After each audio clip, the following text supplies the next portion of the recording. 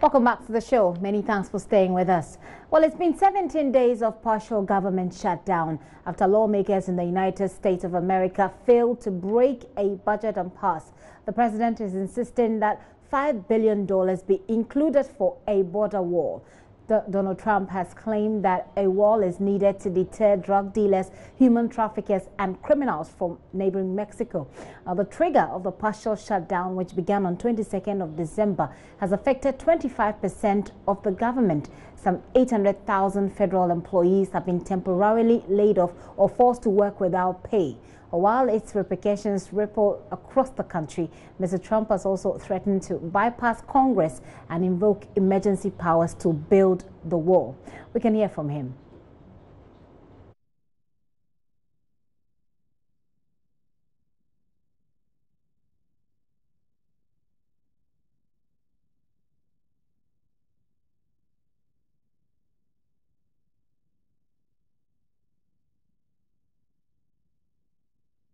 Sincere apologies for that one. But Donald Trump's partial shutdown has halted the economy with fears it could have ripple effects as well on trade in other countries. What's in this for Ghana? Let's get into this conversation. We will get into that when Managing Director of American Chamber of Commerce, Ghana, joins us via Skype. But now let's cross over to New York and speak with Benjamin Tete, who's there for us. Hello, Benjamin.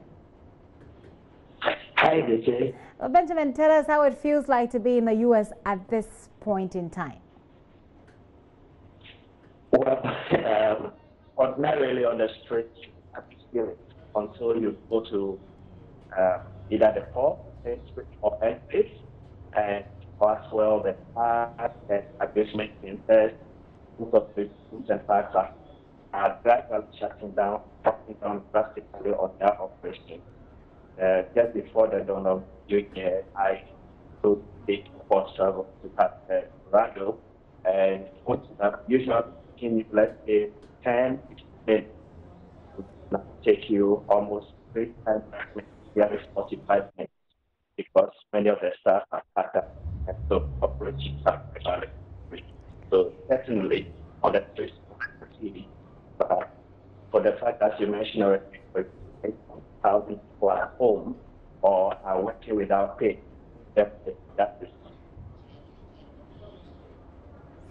Well, I'm having a difficulty hearing you, Benjamin, and we'll have to try and call you back so we'll see if we can hear you properly. But if you're just joining us, we're having this conversation with Benjamin Tete. Benjamin Tete is joining us via Skype all the way from United States of America in New York, to be precise. Now, well, what's happening there is that there is a clash between Democrats, politicians, and President Donald Trump, who's asking for a $5 billion inclusion in the budget to build his very famous wall between the United States and Mexico, which he believes will keep out drug dealers, human traffickers, etc.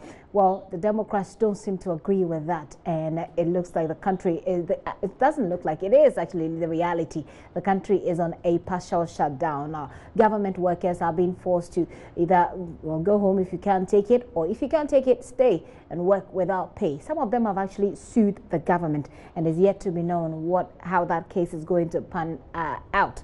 But we'll try and reach Benjamin Tete once again so we can hear him properly, because the line wasn't that clear. Let's try this again. Benjamin, can you hear me?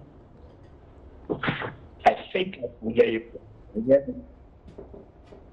Yeah, Benjamin, let's try and wrap it up again, what you were saying previously. You say that on the streets of New York, for you specifically, because you're in New York, it looks like business as usual. But we know that there are some people who are having to work without pay. How is that affecting, the general lifestyles of people? It's been 17 days already. Yes, indeed. In fact, 18th day has started, and yes, what I was saying is, ordinarily I move at least that, but of course, the fact that nearly 8,000 people are either at home or are working without pay, definitely that is pinching a large as well. America, their national test is Zoom basic interest. Most of them have either closed down or are partially functional. Many of these workers are out there without pay. So definitely, and see it or just keep it as well. Everyone is following up on Senate or the representatives. We've lost Benjamin there, but basically what he was saying was that on the streets of New York where he is, it looks like business as usual, but there are those who workers for the government, who are quite unhappy about the situation there. Like I indicated, some of them have already sued the government. As we've seen there, Donald Trump will be speaking about this 17 days on. We'll get you that in our subsequent bulletins, but you can also get that on our website.